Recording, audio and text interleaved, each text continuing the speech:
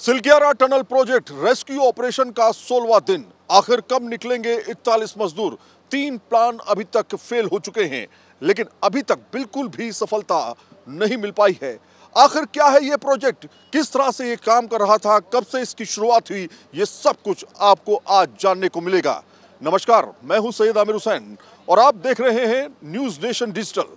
आज हम आपको बताने जा रहे हैं सिलग्यारा टनल प्रोजेक्ट के बारे में और साथ में ये भी कि आखिर ये टनल प्रोजेक्ट जो चल रहा है, लगातार काम इस पर किया जा रहा है, वो रेस्क्यू ऑपरेशन में कैसे तब्दील हो गया। इसके साथ में हम आपको ये भी बताएंगे कि इसकी लागत क्या थी और इसके साथ में इसके फायदे भी बताएंगे। तो सबसे पहले हम शुरुआत करते हैं इस रेस्क्यू ऑपरेशन की। आखिर ये इतना बड़ा हादसा हुआ कैसे? दरअसल 11 नवंबर की रात जब करीब 41 मजदूर अपनी शिफ्ट चेंज करने के लिए इसी टनल के अंदर करीब 8 बजे पहुंच रहे थे, तो उनको अंदाजा भी नहीं था कि आज रात और कल सुबह यानी 12 तारीख की सुबह उनकी काफी ज्यादा महंगी पड़ने वाली सुबह होने वाली है। करीब 5:30 12 नवंबर को अचानक मलबा, जो कि इस टनल से यानी सिलग्यारा टनल से करीब 200 मीटर की दूरी पर है, भर भरा कर गिर जाता है। और ये मलबा अब बताते हैं कि करीब 60 मीटर तक फैल चुका है। जाहिर तौर पर इस मलबे के गिरने के बाद चूंकि मजदूर ज्यादातर दूसरी तरफ के एरिया में थे, जो कि 2 किलोमीटर का एरिया है, वहां पर मौजूद थे, वो बुरी तरीके से फंस जाते हैं। उसके बाद हिंदुस्तान का सबसे बड़ा रेस्क्यू ऑपरेशन चलाया जाता है। पहले ऐसा लगता है कि आसानी से कामयाबी मिल जाएगी, लेकिन ऐसा हुआ नहीं। लगातार कोशिशें जारी रहीं, लगातार ऑपरेशन फेल होते चले गए। हॉरिजॉन्टल ड्रिलिंग, वर्टिकल ड्रिलिंग करके उनको निकालने का प्रयास किया गया। हॉरिजॉन्टल ड्रिलिंग सबसे बेहतर और सबसे सटीक उपाय माना गया, जिसके जरिए करीब 900 mm का पाइप और 800 mm का पाइप लगातार अंदर भेजा जाने लगा, ताकि उस पाइप में लिटा करके तमाम मजदूरों को वापस लाया जा सके। लेकिन किसी को नहीं पता था कि अंदर जो मलबा पड़ा है उसमें बड़े बड़े लोहे के बीम, बड़े बड़े लोहे के सरिया और तमाम चीजें उनको रास्ते में मिलने वाली हैं। इस परेशानी को झेलते हुए भी आगे काम जारी रहा। 24 मीटर तक जब मलबा जो था, मलबे के अंदर पाइप चला गया, उसके बाद तमाम हर्डल्स मिलने लगे, यानी तमाम ऐसी परेशानियां, यानी तमाम ऐसे लोहे के वस्तुएं अंदर मिलने लगी, जिससे परेशानी कहीं ना कहीं बढ़ने लगी। इसके बाद देखा गया कि इस परेशानी को दूर करने का उपाय यह है कि गैस कटर से उस तमाम चीज़ों को काट करके फिर से ड्रिलिंग शुरू की जाए। इसमें एक मशीन का इस्तेमाल किया गया जिसका नाम है auger American machine. Auger American machine का इस्तेमाल करने के लिए इसके 3 तरीके हैं। पहला ये कि वो ड्रिल का काम करता है। ड्रिल को काटते हुए यानी मलबे को काटते हुए वो पीछे से पाइप को धक्का भी देता है, ताकि पाइप भी आगे बढ़ता रहे और ड्रिलिंग के साथ में हम आगे पाइप को बढ़ाते रहें। ये एक तरीका है अमेरिकन ऑगर मशीन का। वो लगातार काम कर रही थी, लेकिन तीसरे पड़ाव में आते आते जब ये पाइप करीब 10 मीटर का रह जाता है, तो पता चलता है कि एक बड़ा एक्सीडेंट होता है। अंदर दरअसल जो ऑगर मशीन के ब्लेड्स थे वो बड़े लोहे के जाल से टकराते हैं और उससे कहीं ना कहीं वो जो पूरा का पूरा पाइप है उसको भी नुकसान पहुंचाते हैं।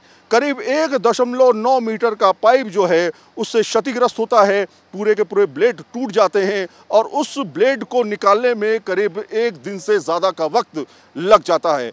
आज 16वां दिन है, अभी कामयाबी नहीं मिली है। बीते 16 दिन से मजदूर इसी टनल में अटके हुए हैं और जिंदगी की जंग लड़ रहे हैं। हालांकि उनकी लाइफलाइन के लिए 2 तरह के प्लान तैयार किए गए।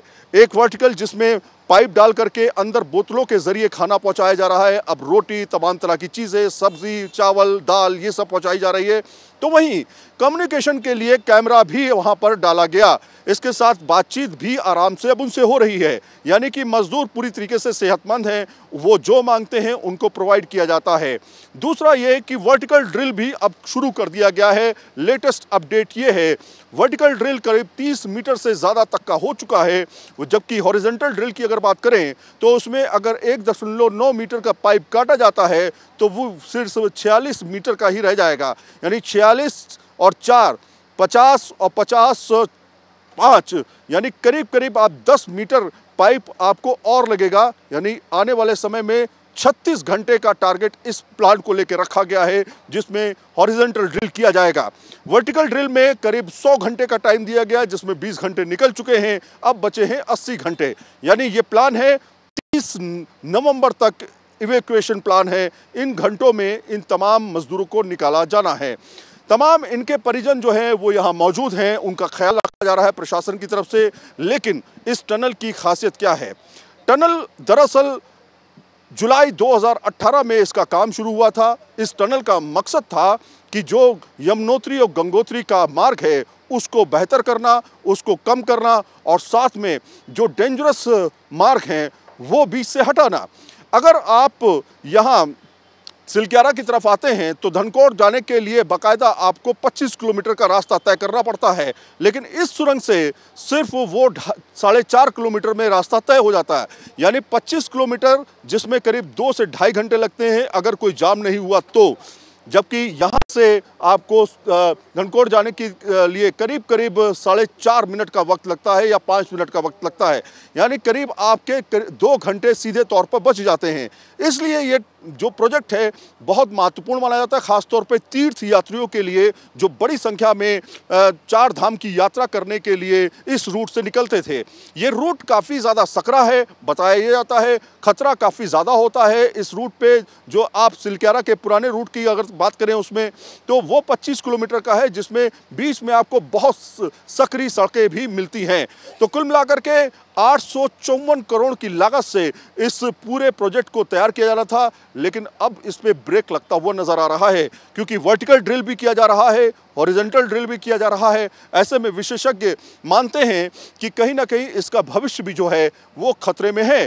साथ में अब इसमें रिसाव भी होने लगा है। आप देख रहे होंगे मेरे पीछे थोड़ा पानी भी इसमें से चट्टानों से निकलने लगा है।